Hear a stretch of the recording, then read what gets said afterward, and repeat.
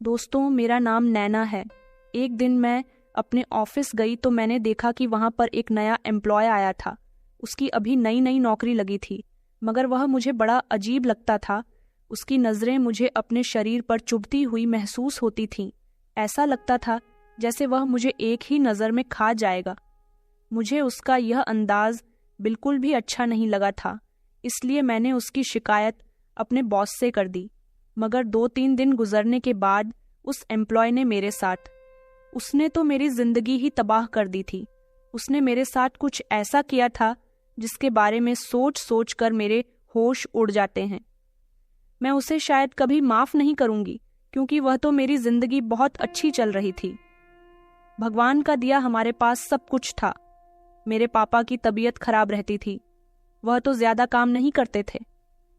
अपने समय में उन्होंने भी काफी मेहनत की थी। उनकी मेहनत का ही तो नतीजा था जो आज हम इतने बड़े घर में रह रहे थे। फिर धीरे धीरे हम 3, फिर धीरे धीरे हम भाई बहन जवान हुए। हम 2 बहनें और हमारा एक ही भाई था। हम अपने भैया से बहुत प्यार करते थे। वो हम सबके लाडले थे। कई सालों पहले मेरे पापा अपनी फैक्ट्री में काम कर रहे थे, जब अचानक काम करते करते उनकी तबीयत बिगड़ गई। उन्हें अस्पताल ले जाया गया तो पता चला कि उनको एक बहुत बड़ी बीमारी है। उस समय मेरे भैया की उम्र 18 साल थी। वो अपनी पढ़ाई कर रहे थे, मगर जब पापा घर में बीमार रहने लगे और उन्होंने फैक्ट्री जाना बंद कर दिया तो भैया ने फैसला किया कि वो अब आगे और नहीं पढ़ेंगे, अब वो कोई नौकरी करेंगे। मेरे भैया ने नौकरी करनी शुरू कर दी थी और फिर भैया ने भी हमें किसी चीज़ की कमी नहीं होने दी। उन्होंने साथ ही साथ पापा का इलाज भी करवाया और अपने काम पर भी ध्यान दिया। मेरी दीदी, जो कि मुझसे सिर्फ 4 साल बड़ी थी, हम दोनों बहनें एक दूसरे के साथ बिल्कुल दोस्तों की तरह रहते थे। मम्मी कहती थी कि इन दोनों बहनों के रिश्ते को कभी नजर ना लगे। हम दोनों कभी एक दूसरे से लड़ाई झगड़ा नहीं करते थे और यही वजह थी कि हम दोनों अपने भाई से भी बराबर का प्यार किया करते थे। मम्मी बहुत खुश होती थी क्योंकि हमारे 2 चाचा थे और उन दोनों के परिवार में ही उनके बच्चों को लेकर कोई न कोई प्रॉब्लम चल रही थी। मेरे बड़े चाचा का बेटा एक लड़की को पसंद करता था, जबकि चाचा को लड़की बिल्कुल भी पसंद नहीं थी। मेरे छोटे चाचा की 2 बेटियां थीं और दोनों ही पढ़ाई में बिल्कुल बेकार थीं। मेरे चाचा चाहते थे कि वह पढ़ लिख कर कामयाब बने ताकि अपने पिता का सहारा बन सके। जैसे आज मेरे भैया मेरे पापा का सहारा बन गए हैं, जबकि मेरी दीदी भी अपनी पढ़ाई पर फोकस कर रही थी और दीदी का भी यही कहना था कि जैसे ही उनकी पढ़ाई पूरी होती है वह भी जॉब करने लग जाएंगी। मैं भी यही चाहती थी कि मेरी भी पढ़ाई पूरी हो जाए और मैं भी जॉब करने लगूं। हम लोगों ने ठान लिया था कि हम इतनी जल्दी शादी नहीं करेंगे। पहले हम अपने लिए कुछ सेविंग्स कर लेंगे। हमारा बहुत बड़ा घर था। हम चाहते तो उसे आधा बेचकर अपने लिए काफ़ी रकम इकट्ठी कर सकते थे। मगर यह घर मेरे पापा ने बड़ी मेहनत से बनाया था।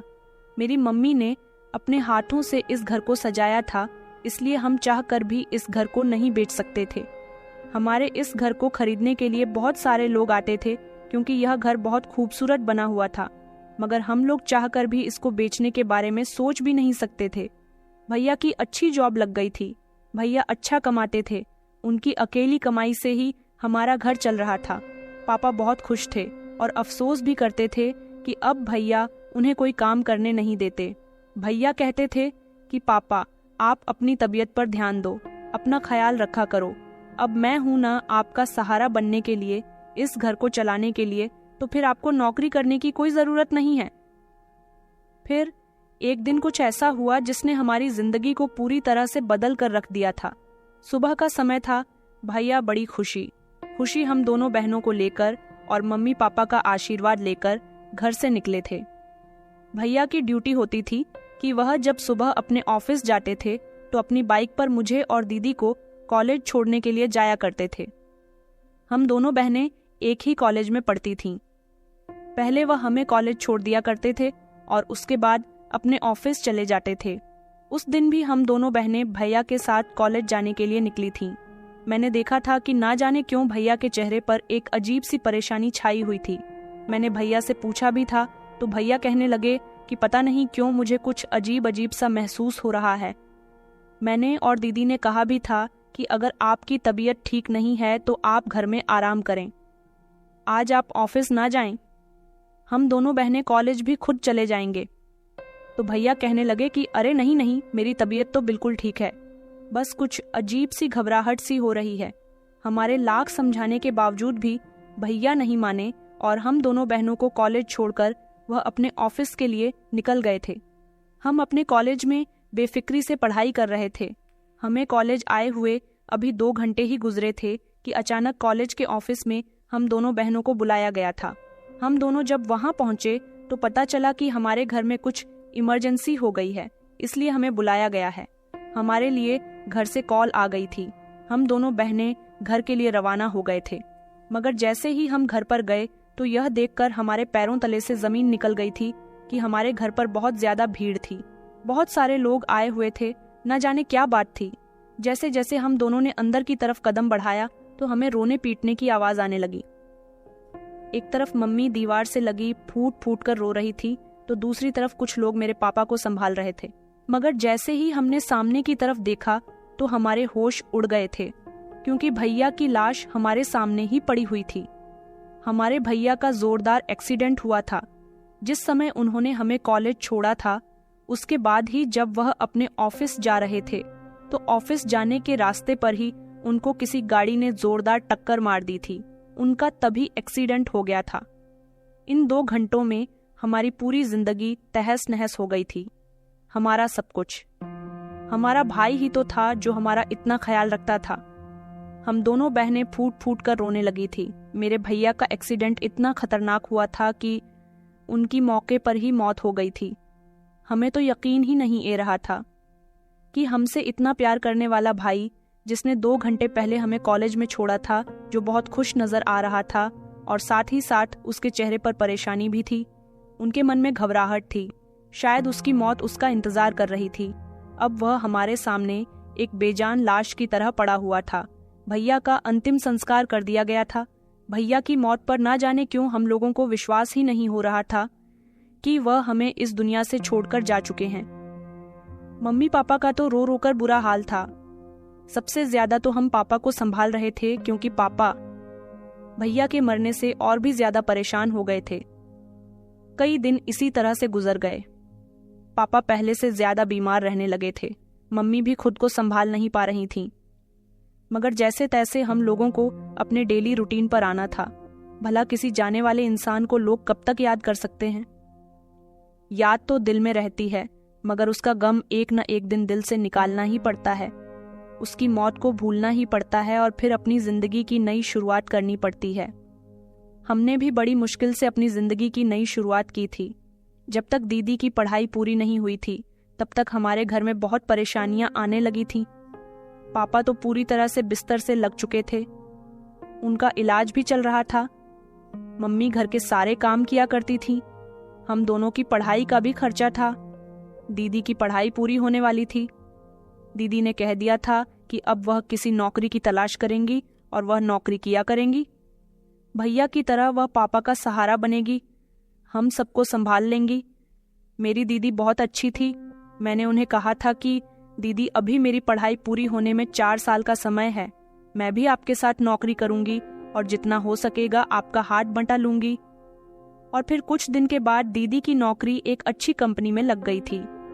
दीदी जॉब करने लगी थी, जबकि मैंने घर में ही ट्यूशन के लिए कुछ बच्चे लगा लिए थे। उनमें से भी मेरे पास पैसे आते रहते थे। मम्मी पापा भैया को याद करके बहुत रोया करते थे। हम उन्हें तसल्ली देते थे कि भैया ना सही, हम आपका सहारा है। कई दिन इसी तरह से गुजर गए थे और फिर वक्त के साथ साथ मेरी भी पढ़ाई पूरी हो चुकी थी। मेरी दीदी तो अभी भी उसी कंपनी में नौकरी कर रही थी, जबकि मैं भी जॉब करना चाहती थी। इसलिए मैंने दीदी से कहा था कि वह मेरी भी कहीं पर जॉब लगवा दें। अगर वह चाहे तो मेरी जॉब अपने ऑफिस में भी लगवा सकती है। मगर दीदी ने कहा कि मेरे ऑफिस में तो नहीं, मगर मेरे बॉस के भाई की कंपनी में मैं तुम्हारी जॉब लगवा सकती हूँ। मैंने दीदी से कहा था कि यह तो बहुत अच्छी बात है। दीदी ने मेरी जॉब का बंदोबस्त कर लिया था। उन्होंने बॉस से मेरे बारे में बात कर ली थी। सैलरी वगैरह भी तय हो गई थी। पापा की तबीयत में अब पहले से काफी फर्क आ गया था। अकेली दीदी की कमाई से ही घर चल रहा था, लेकिन अब मैं भी कमाने लग जाती तो और ज़्यादा सहारा मिलना था। हम लोगों को भैया की बहुत याद आती थी। अगर आज हमारे भैया जिंदा होते तो बहुत कामयाब होते। वह हम दोनों बहनों से बड़े थे। मम्मी तो उनके लिए लड़कियां तलाश कर रही होती, घर में हमारी भाभी आती, मगर यह सब तो सिर्फ सपने ही बनकर रह गए थे, और भैया एक याद बनकर। मम्मी हम लोगों के लिए मज़े मज़े के खाने बनाया करती थीं और घर में रहकर पापा का भी बहुत ख्याल रखती थी, जबकि हम दोनों बहनें सुबह को ऑफिस के लिए निकल जाते थे। मैं तो शाम को 7 बजे तक घर आ जाती थी, जबकि दीदी शाम के 5 बजे तक घर आ जाती थी। मेरी जॉब अभी नई नई थी, इसलिए मुझे वहाँ पर हार्ड वर्क करना था, बॉस का दिल जीतना था, तभी तो मैं आगे और कामयाब बन सकती थी। मुझे ऑफिस ज्वाइन किए हुए 1 हफ्ता गुजर गया था। सब कुछ फिर से बिल्कुल ठीक चल रहा था। हम लोग पहले की तरह जिंदगी की तरफ लौट आए थे। अब हमारे घर का भी हिसाब किताब ठीक हो गया था, क्योंकि भैया के जाने के बाद हमें बहुत सी मुश्किलों का सामना करना पड़ा था, जिसको पहले तो दीदी ने संभाल लिया था और फिर उसके बाद हम दोनों बहनें मिलकर संभाल रहे थे। हम दोनों बहनें हर संडे एक दूसरे की फ्रेंड्स के साथ घूमने भी जाते थे। मैं तो ज्यादातर अपने फ्रेंड्स के साथ मूवी देखने जाती थी, जबकि दीदी अपनी फ्रेंड्स के साथ शॉपिंग करने जाती थी, क्योंकि उन्हें शॉपिंग करने का बहुत शौक था। रात को हम दोनों बहनें एक ही कमरे में सोते थे। रात को लगभग आधी रात गुजर जाती थी जब हम दोनों एक दूसरे से बातें करते रहते थे। मैं दीदी से पूछती कि आपको ऑफिस में दिन कैसा गुजरा, और दीदी मुझे बताती कि उन्होंने ऑफिस में क्या क्या किया। एक दिन मुझे दीदी ने बताया था कि वह किसी को पसंद करने लगी है। मैंने दीदी से पूछा कि आखिर वह खुशनसीब कौन है जिसे मेरी दीदी ने पसंद कर लिया है। तो दीदी ने मुझे बताया कि उनके ऑफिस की एक दोस्त है, उसका भाई है, जो हर रोज अपनी बहन को ऑफिस से पिक और ड्रॉप करता है, और जब हम सारी फ्रेंड शॉपिंग करने के लिए जाती हैं तब मेरी वो दोस्त अपने भाई से उसकी कार मांग लेती है और हम सब लोग उसी की कार में बैठकर शॉपिंग करने के लिए जाते हैं। मैंने देखा कि वो मुझे देखता रहता है, इसका मतलब यही है कि वो मुझे पसंद करने लगा है। मैंने दीदी से कहा, आपकी दोस्त को इस बारे में पता है क्या? तो दीदी कहने लगी कि हाँ, मैंने उसे बताया है कि मुझे ऐसा लगता है जैसे तुम्हारा भाई मुझे पसंद करता है। मैंने दीदी को कहा, तो फिर आपको देर नहीं करनी चाहिए, आपको उससे कहना चाहिए कि वो अपने पेरेंट्स को लेकर यहाँ आ जाए और जल्द से जल्द आपकी शादी हो जाए। अगर लड़का अच्छा है तो आपकी शादी जल्द ही उससे हो जानी चाहिए। दीदी कहने लगी कि हाँ, तुम ठीक कह रही हो, मैं अपने दोस्त से बात करूंगी। वैसे तो मेरी दोस्त भी चाहती है कि मैं उसकी भाभी बन जाऊं। उसकी और मेरी बहुत अच्छी दोस्ती है, वो मुझे बहुत पसंद करती है। दीदी ने अगले ही दिन अपनी दोस्त से पूछा था कि वो अपने पेरेंट्स को लेकर हमारे घर कब आ रही है। उनकी दोस्त ने बताया कि उनके पेरेंट्स तो नहीं हैं, वह दोनों भाई बहन ही एक दूसरे का सहारा है। उसने कहा कि वह खुद ही अपने भाई का रिश्ता लेकर हमारे घर आ जाएगी। दीदी ने वही सब कुछ घर में मम्मी को बता दिया था और मम्मी से यह भी कह दिया था कि लड़का बहुत अच्छा है और जितना मैं कमाती हूँ वह भी लगभग इतना ही कमाता है। इस रिश्ते के लिए इनकार नहीं होना चाहिए, प्लीज आप लोग इस रिश्ते से हाँ कर देना। मम्मी ने कहा था कि अगर लड़का अच्छा हुआ और हमें सब बातें ठीक लगी तभी हम इस रिश्ते के लिए हाँ करेंगे। दीदी को पूरी उम्मीद थी कि मम्मी पापा को लड़का बहुत पसंद आएगा। जब 2-3 दिन के बाद दीदी के दोस्त ने उनसे हमारे घर आने के लिए कहा था। दीदी ने जब मुझे बताया कि उनके दोस्त और उसका भाई 2-3 दिन बाद उनका रिश्ता लेकर हमारे घर आने वाले हैं, तब मुझे याद आया कि हमारी टीम को ऑफिस में एक बहुत इम्पोर्टेंट मीटिंग को अटेंड करना है, क्योंकि अमेरिका से कुछ लोग हमारे बॉस से मीटिंग करने के लिए आने वाले थे और उसमें हमारा भी शामिल होना बहुत जरूरी था। मैंने ये बात दीदी को बताई तो दीदी कहने लगी कि तो प्रॉब्लम हो गई कि तुम उस दिन घर पर नहीं होगी जिस दिन मेरा रिश्ता आने वाला है। मैंने कहा, दीदी मैं जानती हूँ कि आपका रिश्ता पक्का हो जाएगा, वैसे भी अभी तो आपका सिर्फ रिश्ता आ रहा है, मगर जब आपकी शादी होगी तो मैं सारे काम काज छोड़कर सिर्फ अपनी बहन की शादी पर ही ध्यान दूंगी। दीदी कहने लगी कि चलो, तुम्हारे लिए ऑफिस का काम देखना भी तो जरूरी है। अब मैं ऑफिस जा रही थी तो अचानक मेरे मोबाइल पर किसी के मैसेज आना शुरू हो गए। पहले तो काफी दिनों तक ब्लैंक मैसेज आते रहे, लेकिन फिर बाद में हाय हेलो के मैसेज आने लगे या अननोन नंबर से मैसेज आए थे। इसलिए मैं रिप्लाई नहीं दे रही थी। मगर फिर जब इतने ढेर सारे मैसेज आने शुरू हो गए तो मैंने ऑफिस में फ्री टाइम में बैठकर रिप्लाई किया और पूछा कि आप कौन हो। तो उसने कहा कि मैं तो वो हूँ जो तुम्हें बहुत पसंद करता है। मन करता है कि तुम्हें हर रोज देखता रहूं। तुम बहुत अच्छी हो और जितनी सुंदर हो उतनी ही भोली भी हो। मैंने कहा कि तुम कौन हो? आखिर ये किस तरह की बातें कर रहे हो? तो फिर मैसेज आया कि मैं वह हूँ जिसे तुम जानती ही नहीं हो। मैं तुम्हें आते जाते देखता हूँ। मैं तुम्हारा दीवाना हो चुका हूँ क्योंकि मैं तुम्हें बहुत पसंद करता हूँ। मैंने उसके डर की वजह से मैसेज करना बंद कर दिए, क्योंकि मेरे मम्मी पापा हम दोनों बहनों पर बहुत भरोसा करते थे। हम दोनों ऐसी थी ही नहीं कि लड़कों से बातें करती, इसलिए मैंने उस लड़के का नंबर ब्लॉक कर दिया था। कई दिन तक तो मेरे पास उस लड़की के मैसेज नहीं आए, लेकिन फिर कुछ दिनों के बाद दूसरे नंबर से वह मैसेज करने लगा और कहने लगा कि तुम मुझसे बात क्यों नहीं करती हो, मेरे मैसेज का रिप्लाई क्यों नहीं देती हो। लेकिन वह जब भी मुझे नए नंबर से मैसेज करता तो मैं उसे ब्लॉक कर दिया करती थी। दीदी का रिश्ता तय हो गया था। दीदी के दोस्त ने मम्मी पापा से अपने भाई और दीदी के रिश्ते की बात कर ली थी। मम्मी पापा को लड़का बहुत पसंद आया था। मैं जब घर आई तो रात को मुझे सब लोगों ने बताया कि लड़का बहुत अच्छा है, पढ़ा लिखा है, मल्टीनेशनल कंपनी में जॉब करता है। उनकी शादी में अभी टाइम था, क्योंकि दीदी चाहती थी कि पहले उनका प्रमोशन हो जाए, उसके बाद उनकी शादी हो। दीदी के दोस्त को इस बात से कोई मतलब नहीं था, जबकि दीदी के दोस्त का रिश्ता तय हो चुका था। उसकी बहन चाहती थी कि अपनी शादी से पहले ही वह अपने भाई की शादी कर दे, ताकि उसके भाई का घर बच सके और वो सुकून से अपनी ससुराल में रह सके। मैं बहुत खुश थी कि मेरी दीदी का रिश्ता उनकी मर्जी के मुताबिक तय हो गया था। शादी की डेट भी फिक्स हो गई थी, मगर एक तरफ मैं परेशान भी थी, क्योंकि अभी भी मेरे पास मैसेज आने बंद नहीं हुए थे। हर दूसरे तीसरे दिन नए नंबर से मैसेज आने लगे थे। वो मुझसे बात करने की जिद करता था, मगर मैं उससे कोई बात नहीं करना चाहती थी। जितना हो सकता था उसे इग्नोर करने की कोशिश कर रही थी। फिलहाल मेरी जॉब बहुत अच्छी चल रही थी। दीदी बहुत खुश थी, क्योंकि उनकी शादी के दिन करीब आ रहे थे। दीदी की शादी की शॉपिंग करने के लिए मैंने ऑफिस से 1 हफ्ते की छुट्टी ली थी। मैंने अपने जीजू को फेस टू फेस तो नहीं देखा था, क्योंकि जिस दिन मेरे पेरेंट्स लड़के को उसके घर देखने गए थे, तब भी मैं उनके साथ ऑफिस में ज्यादा काम होने की वजह से नहीं जा सकी थी। मुझे दीदी ने फोटो दिखा दिया था।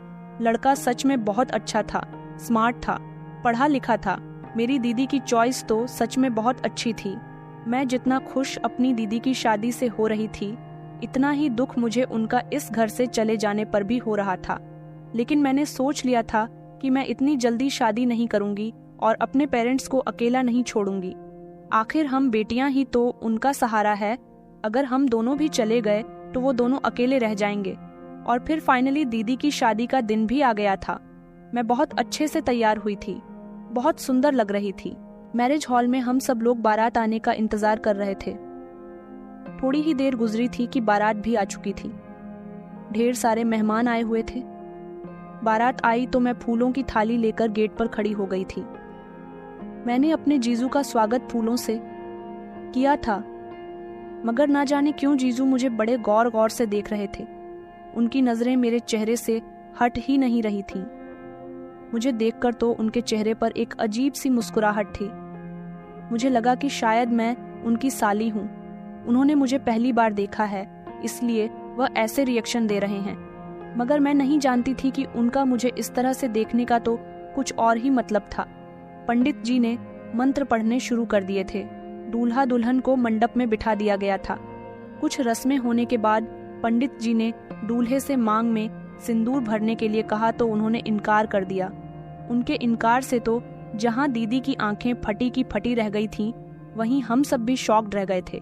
जीजू की अगली बात ने तो जैसे हमारे ऊपर परेशानियों के पहाड़ ही तोड़कर रख दिए थे। दीदी ने मेरी तरफ देखा और फिर मैंने देखा। जिन आंखों में मेरे लिए बचपन से आज तक मोहब्बत और इज्जत थी, वहां मेरे लिए नफरत दिखाई दे रही थी। दूल्हा बनकर बैठे इस इंसान की बात ने हम सबको ही खामोश करके रख दिया था। खास शादी के समय ही किसी लड़की को ठुकरा दिया जाए तो वो सारी दुनिया से नफरत करती है और ठुकराने की तकलीफ भी बहुत होती है। दीदी जिस लड़की से प्यार करती थी और जिससे उनकी शादी होने जा रही थी, विशाल, उसने मेरी दीदी से शादी करने पर साफ इनकार कर दिया था। उसने कहा था कि मैं इनसे शादी नहीं करूंगा, क्योंकि पिछले 3 महीने से शादी की तैयारियां होने के बावजूद उसे मेरी दीदी से मोहब्बत नहीं हो पा रही थी, जबकि वह किसी और से मोहब्बत करता था। उसने कहा था कि वह मुझे देखते ही मेरा दीवाना हो गया। उसे नहीं पता था कि मैं इस घर में रहती हूँ। उसने कहा था कि वह मुझे पसंद करता है, मुझसे शादी करना चाहता है, मगर इस समय पर उसे यह बात नहीं करनी चाहिए थी। वह जिंदगी को अपने हिसाब से जीने वाला इंसान था, बल्कि वह कोई अजीब, जिद्दी और सिरफिरा इंसान था। उसने कहा कि उसे ऐसी लड़कियां पसंद है जो कम उम्र की और मासूम नजर आती हो, और जो हंसे तो उनके हंसते से फूल झड़ने लगे। उसने कहा कि जब उसने मुझे पहली नजर में देखा था, वो तभी मेरा दीवाना हो गया था। वह नहीं जानता था कि मैं उसकी होने वाली पत्नी की छोटी बहन हूँ। वह तो यह शादी अपनी बहन की मर्जी से कर रहा था। उसने अपनी बहन को कई बार अपनी पसंद बताने की कोशिश की, मगर उसकी बहन तो यही चाहती थी कि उसके दोस्त ही उसकी भाभी बने। लेकिन अब ऐसे मौके पर जब उसने मुझे देख लिया था, तो उसे अपनी पसंद बताने का मौका मिल गया था। सब लोगों के सामने हमारी बहुत बेइज्जती हो रही थी। सब लोग मुझे अजीब नजरों से देख रहे थे। दीदी का तो रो रो कर बुरा हाल हो रहा था। दीदी के दोस्त बार बार अपने भाई को समझाने की कोशिश कर रही थी, मगर वह उससे कहने लगा कि तुम्हारी शादी तो तुम्हारी पसंद से हो रही है। मेरी शादी फिर तुम अपनी पसंद से कैसे करवाना चाहती हो? मैं भी चाहता हूँ कि मैं अपनी पसंद से शादी करूँ। मैं शादी करूंगा तो इस लड़की की छोटी बहन से करूंगा, वरना नहीं करूंगा। यह कहकर उसने सब लोगों को उठने के लिए कहा था। बारात में उसके ढेर सारे दोस्त भी आए थे। सब लोग बारात वापस लेकर जा चुके थे, लेकिन जाने से पहले उसने मेरे पेरेंट्स से कहा था कि मैं आपकी छोटी बेटी से शादी करना चाहता हूँ। मेरे पेरेंट्स ने उसे इतना डांटा, इतना जलील किया कि वह खामोशी से हमारे घर से चला गया था। भरी महफिल में एक इंसान मेरी बहन को ठुकराकर चला गया था। इससे बड़ा सदमा और क्या हो सकता था? और उस दिन तो मेरे मम्मी पापा फूट फूट कर रो रहे थे कि अब उनकी बेटी को कौन एक्सेप्ट करेगा। तभी हमारे मोहल्ले का एक लड़का सामने आया जिसकी एक मामूली सी नौकरी थी, मगर उसने जाहिर किया कि वह दीदी को बहुत पसंद करता है। उसके दिल में आज भी दीदी के लिए इज्जत और मोहब्बत है। वह कभी अपनी मामूली सी नौकरी और गरीब होने की वजह से अपनी मोहब्बत का इजहार दीदी से नहीं कर सका, क्योंकि दीदी एक पढ़ी लिखी और अच्छी खासी नौकरी करने वाली लड़की है। वह जानता था कि दीदी उन्हें मना कर देगी। इसी डर की वजह से वह दीदी से कभी कुछ कह नहीं सका, और अब वो मेरे पेरेंट्स से कहने लगा कि मैं आपकी बेटी से शादी करना चाहता हूँ। अगर आप लोगों को भी ऐतराज़ ना हो तो आप इनकी शादी मेरे साथ करवा दो। मैं सारी जिंदगी आपकी बेटी को बहुत खुश रखूंगा। मेरी सैलरी तो कम है, मगर मैं आपकी बेटी को इतना प्यार दूंगा कि उसे हमेशा रानी बनाकर रखूंगा। मम्मी पापा को एक उम्मीद की किरण नजर आई थी। लड़के के घर वाले भी कहने लगे कि हमारे बेटे की खुशी के खातिर अपनी बेटी का हाथ हमारे बेटे के हाथ में दे दो। मम्मी पापा ने सोच विचार किया। दीदी से भी इस बारे में बात की गई। दीदी की शादी विशाल से नहीं हो सकी तो क्या हुआ, मगर मोहल्ले के लड़के सनी से हो गई थी, और फिर दीदी की विदाई का समय आ गया था। मेरी दीदी की जोड़ी इसी लड़की के साथ लिखी हुई थी, लेकिन मैं दीदी से नजरें नहीं मिला पा रही थी। मैं दीदी से गले मिलने के लिए उनके करीब गई तो दीदी ने मेरे मुंह पर एक जोरदार थप्पड़ मार दिया था और कहने लगी कि कभी मुझे अपनी शक्ल मत दिखाना, मुझसे बात करने की कोशिश भी मत करना। उन्हें यही लगता था कि इसमें मेरी गलती है, मगर इस समय मेरी कोई गलती नहीं थी। मैं तो विशाल को जानती भी नहीं थी। शादी में आए हुए सारे ही मेहमान अजीब अजीब बातें कर रहे थे कि जरूर मेरा और विशाल का पहले से ही कुछ चल रहा होगा, वरना एक सेकंड में कोई किसी को पसंद करके इतना बड़ा फैसला नहीं लेता। सबकी अपनी अपनी राय थी, लेकिन मेरे लिए तो मेरी दीदी की राय ज्यादा अहम थी, जो उन्होंने मेरे मुंह पर थप्पड़ मारकर मुझे बता दी थी। उनकी आंखों में आज मेरे लिए नफरत थी और मैं हैरान थी कि मैं मर क्यों नहीं गई। दीदी मोहल्ले के लड़के सनी के साथ विदा होकर अपनी ससुराल चली गई थी। अगले दिन जब दीदी अपने पति के साथ हमारे घर आई तो मैंने दीदी से रिक्वेस्ट की थी। उनसे कहा था कि मैं उस लड़की को नहीं जानती थी, मगर दीदी तो मेरी कोई बात सुनने के लिए तैयार ही नहीं थी। मैं अब अपना कसूर ढूंढ ढूंढ कर थक गई थी। मेरा रोना चिल्लाना अब किसी काम का नहीं रहा था, क्योंकि किसी को कोई फर्क ही नहीं पड़ रहा था। सबकी जिंदगी रूटीन पर आ गई थी। मम्मी पापा भी मुझसे बात नहीं करते थे, क्योंकि उन्हें भी इसमें मेरी ही गलती नजर आती थी। अब मैं पूरी तरह से अकेली रह गई थी। मैंने जॉब पर जाना शुरू कर दिया था, लेकिन इसी दौरान मैंने देखा था कि ऑफिस में एक नया एम्प्लॉय जॉब के लिए आया है और यह मुझे काफ़ी अजीब लगता था। बड़े अजीब से कपड़े पहनता था, इसकी बड़ी सी दाढ़ी और मूंछें थी, खराब से हुलिया में आता था। वह अपनी आंखों पर हमेशा काले रंग का चश्मा लगाए रखता था और कहता था कि उसे एलर्जी है, लेकिन हमेशा मैंने महसूस किया था कि वह अपने चश्मे की आड़ से मुझे ताकता रहता था और कई बार मैंने उसे खुद को देखते हुए पाया था। मैं पहले ही हालात की डरी हुई थी और अब इस एम्प्लॉय की हरकतों ने मुझे और ज्यादा डरा कर रख दिया था। यह हमेशा किसी न किसी काम के लिए मेरे केबिन में आता रहता था, मुझसे बात करने की कोशिश करता था और जब मैं किसी काम के लिए अपने केबिन से बाहर निकलती तो मुझे देखता रहता था। मैं इसके बारे में किसी को बता भी नहीं पा रही थी, इसलिए ही डरते डरते दिन गुजर रहे थे। जब एक दिन ऑफिस में बहुत ज्यादा काम था, सब लोग ड्यूटी ऑफ होने के बाद जा चुके थे। कुछ ऐसे लोग ही रह गए थे जिन्हें अपना काम कंप्लीट करना था। उनमें से एक मैं भी थी। मैं अपने केबिन में थी। मैंने जब चाय ऑन ऑर्डर की तो मेरे लिए चाय आई। मैंने जैसे ही चाय पी तो उसके थोड़ी देर के बाद ही मुझे बहुत तेज नींद आने लगी। मैं अपनी चेयर पर ही सर टेक कर सो गई थी, लेकिन जब मेरी आंख खुली तो मेरे होश उड़ गए थे, क्योंकि मैं एक अजीब सी जगह पर थी। यह किसी का घर था, मगर यह किसका घर था मैं यह नहीं जानती थी। मैं कमरे में मौजूद थी। मैं चिल्लाने लगी कि मैं यहाँ पर कैसे आई। तभी वही एम्प्लॉय कमरे के अंदर आया और कहने लगा कि तुम जाग गई हो, चलो अब जल्दी से तैयार हो जाओ। उसने लाल रंग का लहंगा मेरे हाथ में दिया और कहने लगा कि इसे पहन लो। मैं कहने लगी कि तुम यह क्या कर रहे हो, मुझे यहाँ पर कौन लेकर आया है। मैं तो अपने ऑफिस में काम कर रही थी। तो वह कहने लगा कि अब तुम्हारी मेरे साथ शादी होगी। उसकी बात सुनकर मेरे पैरों तले से जमीन निकल गई थी। उसने कहा कि मैं तुम्हें अपनी पत्नी बनाना चाहता हूँ। मैंने कहा, तुम कौन हो और यह क्या बकवास कर रहे हो, मुझे जाने दो। मैं वहां से भागने की कोशिश कर रही थी जब उसने मुझे पकड़ लिया और मुझे पकड़कर कहने लगा कि खामोशी से यह कपड़े पहन लो, वरना मैं तुम्हारे साथ जबरदस्ती भी कर सकता हूँ। उसने मुझे डरा दिया था। वहां पर मेरे पास भागने का कोई रास्ता नहीं था, इसलिए मजबूरन मैंने वह कपड़े पहन लिए थे और तैयार होकर जैसे ही मैं कमरे से बाहर निकली तो यह देखकर मेरी आंखें फटी रह गई थीं कि बाहर 2-3 लोग बैठे हुए थे।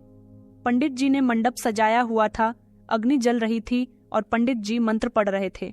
ये एम्प्लॉय मुझसे शादी करना चाहता था, मगर मैं बहुत रो रही थी। मैं उससे शादी नहीं कर सकती थी। मुझे अपने घर जाना था। इस वक्त रात के 2 बज रहे थे। उसने कहा कि तुम्हें मेरे साथ अभी ही शादी करनी होगी। मैंने कहा कि प्लीज मुझे जाने दो। तो वह कहने लगा कि तुम मेरे साथ शादी कर लो, फिर मैं तुम्हें खुद हिफाजत से तुम्हारे घर तक पहुंचा दूंगा। उसने मुझे नहीं बताया कि वह मेरे साथ ऐसा क्यों कर रहा है और फिर जबरदस्ती डरा धमकाकर उसने मेरे साथ शादी कर ली। शादी होने के बाद मुझ पर एक और सच्चाई खुली थी जब उसने अपनी दाढ़ी मूंछ हटा दी। इसका मतलब यह था कि मेरे ऑफिस में काम करने वाला वह एम्प्लॉय कोई और नहीं बल्कि वही इंसान था जिसे मैं बहुत अच्छी तरह से जानती थी। आखिर मैं इसको कैसे भूल सकती थी? यही तो वह इंसान है जिसने मेरी बहन के दिल में मेरे लिए नफरत भर दी है। यह विशाल था जो भेष बदल कर मेरी कंपनी में नौकरी कर रहा था। मैं धीरे धीरे उसके करीब गई और मैंने उसके मुंह पर एक जोरदार थप्पड़ मार दिया और कहा कि घटिया इंसान, तुमने यह सब क्या कर दिया? तुमने मुझे किडनैप करके जबरदस्ती मेरे साथ शादी कर ली। वह कहने लगा कि मैं क्या करूं? तुम मुझसे शादी करने के लिए तैयार ही नहीं हो रही थी। मैं तुमसे प्यार करता हूं। तुम्हें याद है कि तुम्हारे नंबर पर मैसेज आते थे? वो मैसेज भी मैं ही तुम्हें किया करता था।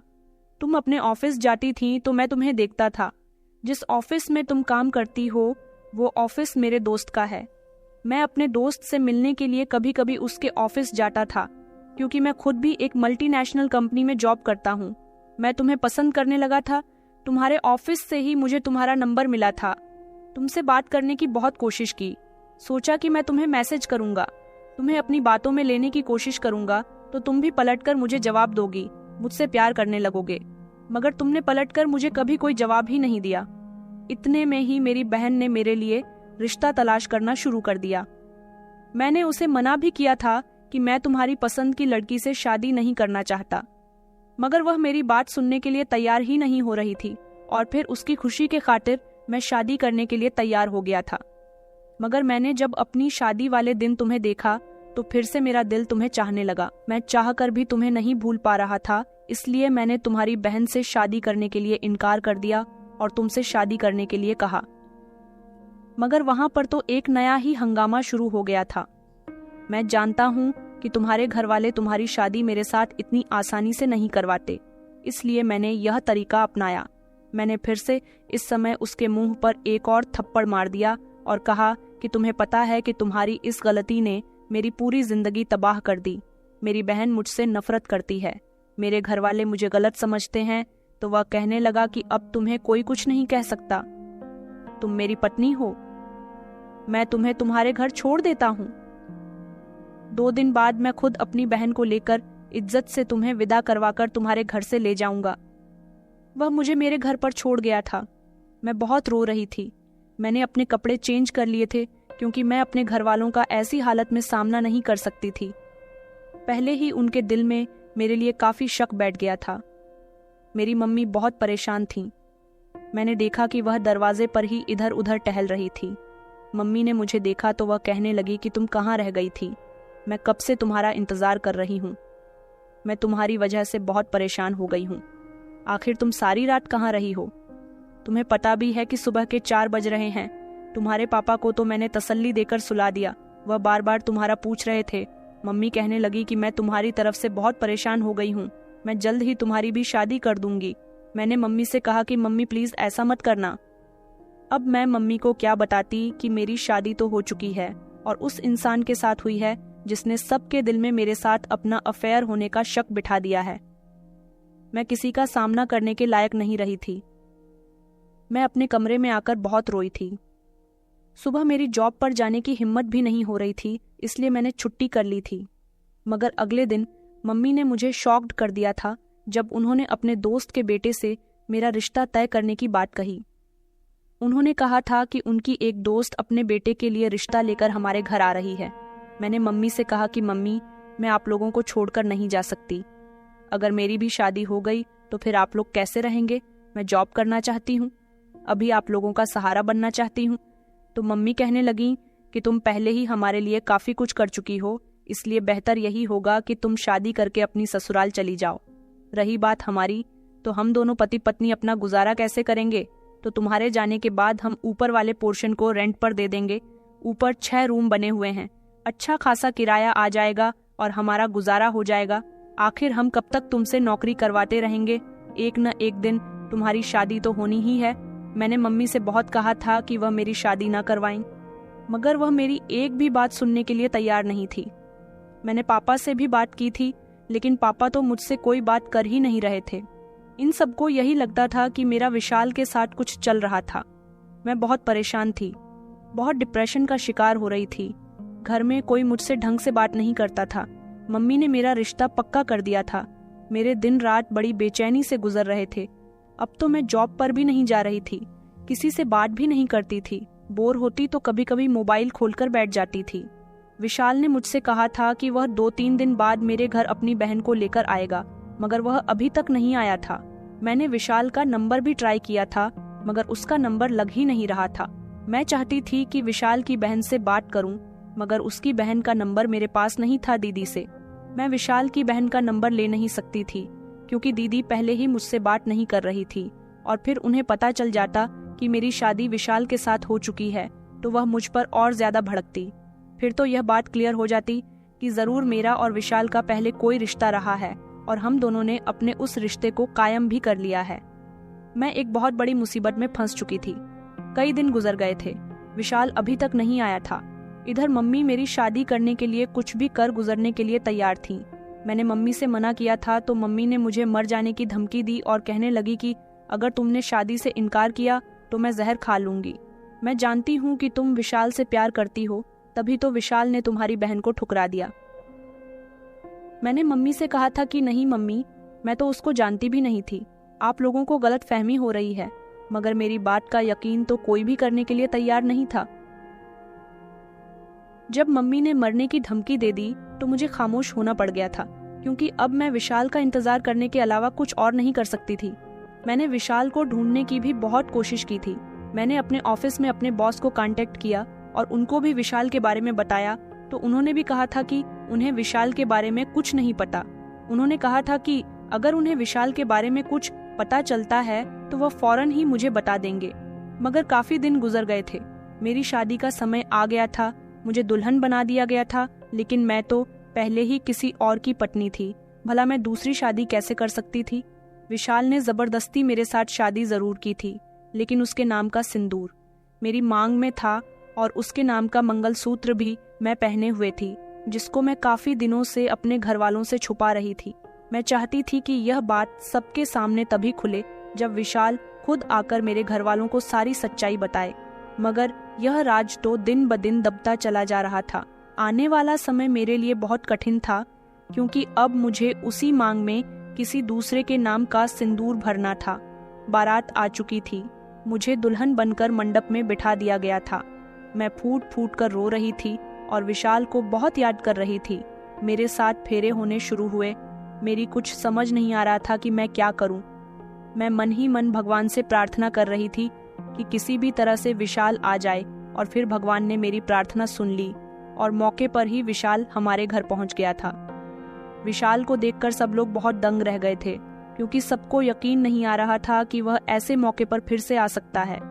विशाल ने मेरे घर वालों को बताया कि आप लोग यह क्या कर रहे हैं, ये मेरी पत्नी है, मैं इससे शादी कर चुका हूँ। मम्मी पापा ने मुझे फटी फटी आंखों से देखा था। लड़के वाले मुझे बुरा भला कह रहे थे, और फिर हुआ ऐसा कि पूरी की पूरी बारात ही वापस लौट गई थी। इस बार भी हम लोगों की बहुत बेइज्जती हुई थी। मेरे मम्मी पापा ने विशाल से कहा कि तुमने हमारी बेइज्जती करने का ठेका ले लिया है क्या? हमारी बड़ी बेटी की बारात भी वापस लौट गई और अब छोटी बेटी की बारात भी वापस चली गई। आखिर तुम चाहते क्या हो? तो विशाल ने बताया कि मैं आपकी बेटी को बहुत पसंद करता था, मेरी बहन की जिद की वजह से कि वह अपनी दोस्त को अपनी भाभी बनाना चाहती है। मैं इसलिए खामोश रहा। मैंने नैना को अपने दिल से निकाल दिया था, लेकिन जब आपकी बड़ी बेटी के साथ मेरी शादी होने जा रही थी और मैंने जब अपनी आंखों के सामने नैना को देखा तो मैं सब कुछ भूल गया था और मैंने सोच लिया था कि मैं नैना से ही शादी करूंगा। मैं तो इसे पसंद करता था, इसको मैसेज भी किया करता था, मगर इसने कभी मेरी मोहब्बत का इजहार एक्सेप्ट ही नहीं किया। इसलिए मैंने आपकी बेटी को उसके ऑफिस से किडनैप करके उसके साथ शादी कर ली। मैं इसे 2-3 दिन बाद आकर खुद यहाँ से ले जाने वाला था और आप लोगों को खुद सारी हकीकत बताने वाला था, मगर मेरा एक्सीडेंट हो गया जिसकी वजह से मैं बहुत घायल हो गया था। मैं कई दिनों तक अस्पताल में रहा, मगर मुझे पता चला कि नैना की शादी होने जा रही है, इसलिए मैं फौरन भागते हुए अपनी पत्नी को बचाने आया हूँ। विशाल ने सब लोगों के सामने हाथ जोड़कर अपने की माफी मांगी थी। उसने कहा था कि मैं जानता हूँ कि मेरी वजह से आप लोगों की बहुत बेइज्जती हुई है, लेकिन मैं नैना को पाना चाहता था, इसलिए शायद मेरा तरीका गलत था, मगर मेरा मन बिल्कुल साफ है। मैं नैना को सारी जिंदगी बहुत खुश रखूंगा। मेरी शादी में दीदी भी आई हुई थी। दीदी मुझे फटी फटी नजरों से देख रही थी। मैं रो रही थी। विशाल ने सबको सब कुछ बता दिया था कि इस सब में नैना की कोई गलती नहीं है। मैंने नैना से बात करने की बहुत कोशिश की, मगर नैना ने कभी मुझसे बात ही नहीं की। वो एक शरीफ लड़की है। मेरी वजह से सारे इल्जाम इस बेचारी पर आ गए, मगर मैं नहीं चाहता कि आप लोग उसे गलत समझे। आप लोग प्लीज उसे मेरे साथ भेज दें, क्योंकि अब वह मेरी पत्नी है। मम्मी पापा उस दिन भी बहुत रोए थे। सब लोगों ने आपस में बैठकर डिस्कशन किया था और फिर डिसीजन यही निकला था कि मुझे विशाल के साथ भेज दिया जाए, क्योंकि मेरी उसके साथ अब शादी हो चुकी थी। अब कुछ भी नहीं हो सकता था। मैं उसी की थी। मेरे पेरेंट्स ने मुझे विशाल के साथ विदा तो कर दिया था, लेकिन काफी समय तक मुझे और विशाल को किसी ने माफ नहीं किया। सब लोग हमसे नाराज रहते थे। मैं भी काफी लंबे समय तक विशाल से नाराज रही थी। विशाल की बहन भी उससे कोई बात नहीं करती थी। फिर वक्त के साथ साथ कहते हैं ना कि सब लोग ठीक हो जाते हैं। विशाल ने मुझे शादी के बाद इतना खुश रखा कि मेरे दिल से उसकी नाराजगी खत्म हो गई थी। विशाल ने अपनी बहन की शादी कर दी थी और वह भी विदा होकर अपनी ससुराल चली गई। लेकिन जब ससुराल जाने के बाद उसे अपने भाई की याद आई तो उसने भी अपने भाई को माफ कर दिया था। शादी के 1 साल के बाद जब मुझे मां बनने की खुशी मिली और मैं यह खुशी सुनाने के लिए अपने मायके गई, तो मम्मी पापा और दीदी ने भी मुझे माफ कर दिया था। और इस तरह आज मैं अपने पति के साथ एक खुशहाल जिंदगी गुजार रही हूँ। अगर आप किसी को पाना चाहते हैं, उससे मोहब्बत करते हैं, आपको लगता है कि वह इंसान आपको इतनी आसानी से नहीं मिल सकता, तो आप उसको पाने के लिए प्रार्थना करें। भगवान सबकी सुनता है, मगर कभी भी कुछ ऐसा ना करें जिसकी वजह से बाकियों को नुकसान पहुंचे या किसी की फीलिंग्स हर्ट हो, क्योंकि दूसरों को नुकसान पहुंचाकर अपना फायदा करने वाला इंसान कभी अपनी जिंदगी में खुश नहीं रहता। विशाल को हम सब ने माफ कर दिया था, तभी वह आज मेरे साथ खुश है। लेकिन कुछ जख्म ऐसे होते हैं जो दिल से कभी नहीं जाते। मेरी दीदी अपने पति के साथ बहुत खुश है। अगर कभी वह अपने पति के साथ खुश नहीं होती और वह अपनी बहन को खुश देखती, तो शायद उनके दिल पर लगा हुआ जख्म कभी उन्हें विशाल को माफ करने पर मजबूर ना करता। तो दोस्तों, कहानी पसंद आई है तो वीडियो को लाइक करें, चैनल पर नए हैं तो चैनल को सब्सक्राइब करें और नोटिफिकेशन को ज़रूर दबाएं ताकि अगली अपडेट सबसे पहले आपको मिले। धन्यवाद।